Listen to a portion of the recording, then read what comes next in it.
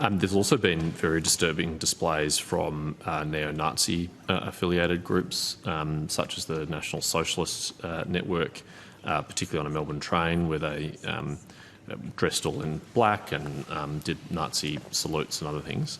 Are you monitoring those groups for potential for violence?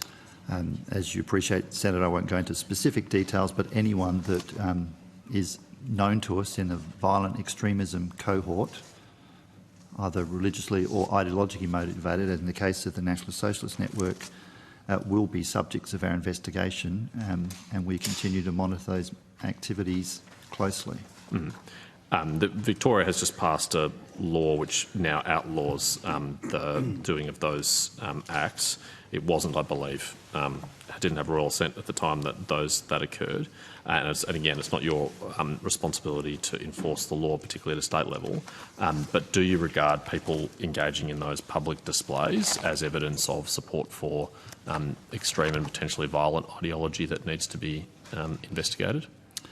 Generally, if you're asking about, or generally, specifically if you're asking about National Socialist Network and neo-Nazis, we are not expecting them to plan acts of violence, those in the main group. Of course, what they do is promoting their cause. They're looking to bring attention to it and recruit more members. Of course, the terrorism threat level is possible. It means anyone from any ideology could go to violence with little or no warning, and that's the problem we deal with today. So, of course, we're concerned and we continue to monitor across the spectrum of ideologies we're dealing with. And these groups have been known to gate crash rallies organised by other groups and take advantage of them. How concerned would you be if they were, when you're talking about spontaneous communal violence, that these groups could come together and there could be a conflagration of ideology and violence? And that's one of the reasons why we're concerned. Of course, in this country, protest and counter-protest are valid. But of course, when these groups come together, that might result in the violence we're concerned about. So just to summarise, regardless of their ideology or religious affiliation, any groups that are planning or engaging in violence will earn ASIO's attention?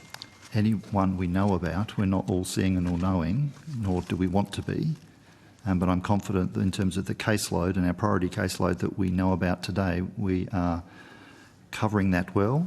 Of course, we're monitoring more broadly for problems that or looming problems that we not yet know about. And of course, that's something we do together with law enforcement partners.